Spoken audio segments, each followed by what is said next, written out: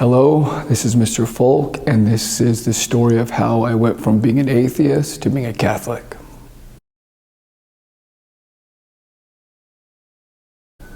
I grew up in Southern California to a nominally Christian family. So they called themselves Christians, but no one was going to church. We weren't reading our Bibles. We weren't talking about God or theology much. There were some seeds, so we would go to church every once in a while, maybe around the holidays. And my mother taught me how to pray. She taught me the Lord's Prayer. And she told me if I was ever struggling or going through something hard in life, that I should talk to God about it. And there were other sort of seeds that were planted. So I was close to my aunt and uncle. And I had a lot of respect for them and admiration for them. And they would always say grace at the dinner table. But that was really the extent of religion in my childhood.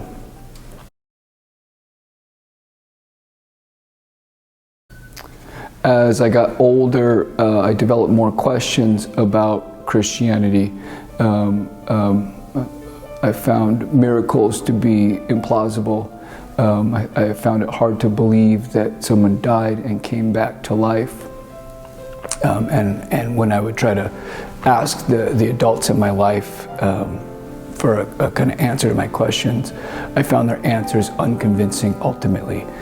And then I became interested in history and philosophy in my teens, and I came to see that if you look at a map, you've got Christians over here in Europe, and you've got Muslims in the Middle East and North Africa, and then you get to Asia, you've got Hindus in the subcontinent, and Buddhists in China and Japan, Thailand, and so on.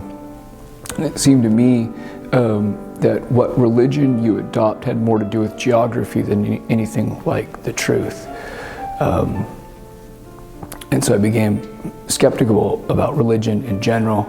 I adopted a view called materialism, where I thought that if something exists, it's got to be physical or material. It's got to figure in our best scientific theories.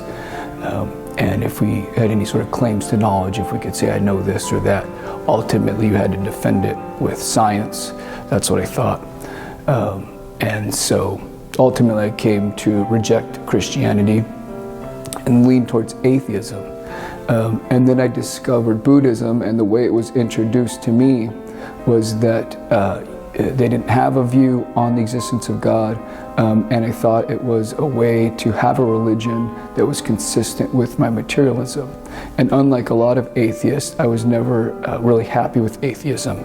I thought it was sort of unfortunate that there wasn't anything supernatural in the world, but I thought that that was the only intellectually respectable view, and you had to make the best of it. But I thought with Buddhism I could have my materialism, but also practice of faith. But then as I learned more about Buddhism, I came to discover that they have all sorts of supernatural beliefs too. So I ended up rejecting Buddhism too in my late teens, and I sort of resigned myself to a kind of atheist, materialist view.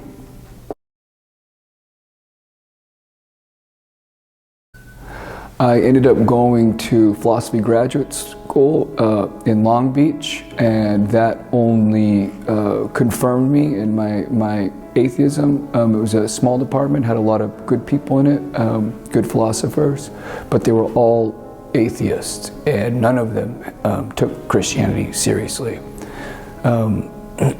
But when I was studying philosophy, I got really into moral philosophy. And my study of moral philosophy tempered my materialism. So I came to believe that moral properties exist, and they're not physical things. You can't look through a microscope and find moral goodness. But I thought moral goodness is a real thing, evil's a real thing. These things exist, and moreover, we can know them.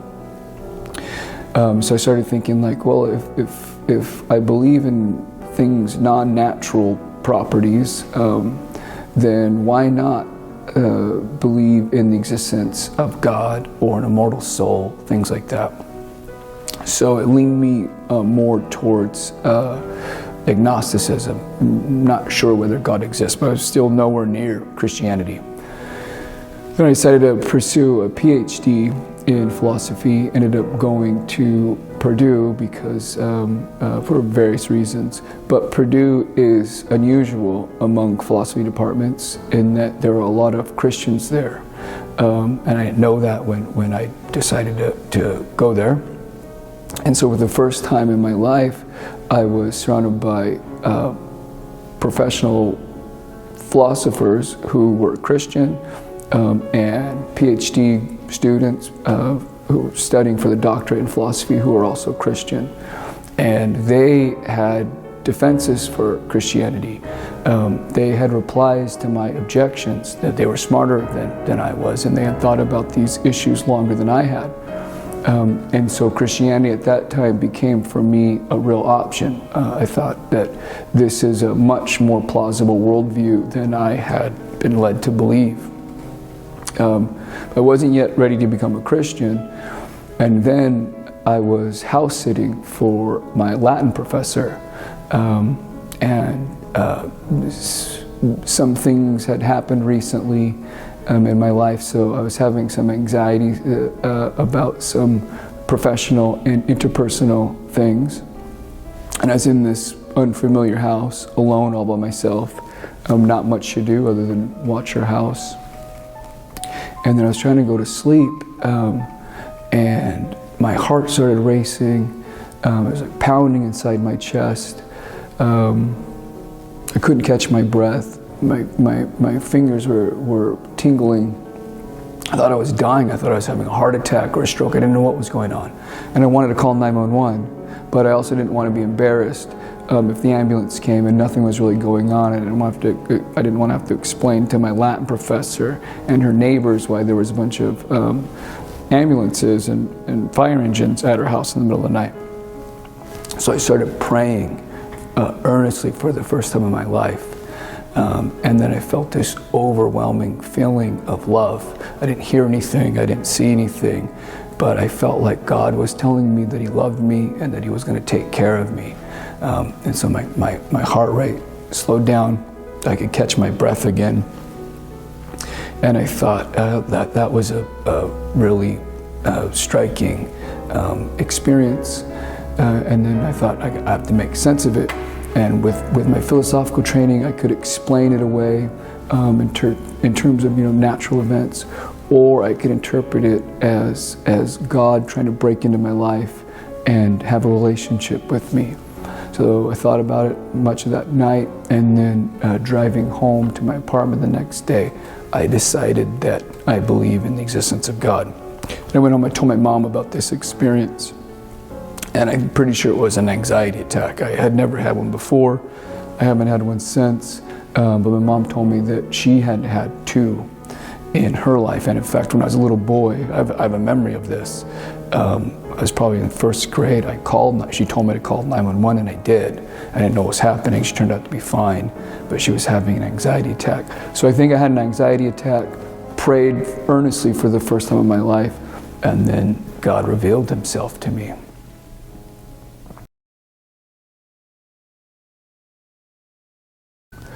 So the next big question for me was, which is the right church? So on the assumption that God exists, that the second person of the Trinity became a man and established a church on earth, the question is, well, which church is the right church?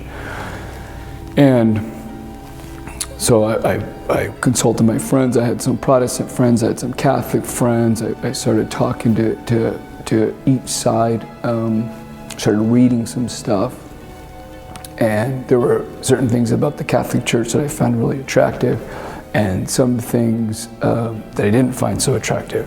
And one of the things that I didn't like about the Catholic Church at that time was the magisterium, which is the idea that the bishops and the Pope have the authority to define doctrine and to tell us definitively how to interpret Scripture and how it applies to our lives.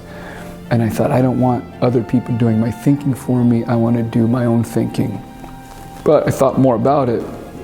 And then I thought, actually, if God really does have a church, if he really did establish a church on earth, gave his word in the form of scripture, he would want some living authority to interpret it for us, because the book is too complex. So you could have different people who are well educated, people of goodwill, good, decent people, come to very different conclusions about what the text says and about how it applies to us. And that would only lead to division, which is what we've seen. So I thought, if God really does have a church on earth, he would give us some mechanism for interpreting his word and for keeping us unified. And so what was once a reason for me to not like the church became for me a compelling reason to join the Catholic Church.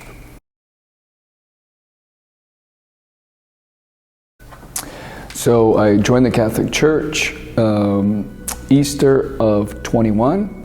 And then I thought, I want to dedicate my life to God's church. And I thought, what can I do? And I thought the only sort of real skill I had that could be of any use was my education and my experience teaching. I had taught at the college level for 6 years or so. So I thought, should I teach philosophy in college? Or maybe should I become a high school theology teacher? And I was conflicted. And when I was thinking about this, praying about this, I was substitute teaching at Central Catholic. My wife had told me that they were in desperate need of substitute teachers. This was around the COVID time. So that I could go there, see what it's like. So I did that for a while, and I think within a month or two of doing that, the previous department head here, Mr. Duncan, some of you guys may remember him, said that one of the theology teachers might not be coming back, and that he would like me to interview for the position of a theology teacher. So I did, and I took that as a sign that this is where God wanted me. And I thought, I'll try it for 2 years, see if it's for me, and I did, and I've decided that it is. I'm now in my 5th year, I believe, teaching theology at Central Catholic. I also usher the 5:30 Mass at St. Mary's. And my wife, by the grace of God, joined the church last year. And it's just had a tremendously positive effect in my life. I've got meaningful work, I've got purpose. I've never felt closer to my wife than I ever have. And now our entire lives are organized around our love of God, our shared faith. And I think that's the way that you want your life to be. You want it to be centered on God. You want it to be organized on something that's true, that's good, and that's beautiful. And that's what's going to give your life meaning. That's what's going to give it purpose. And that's fundamentally what's ultimately going to make you happy.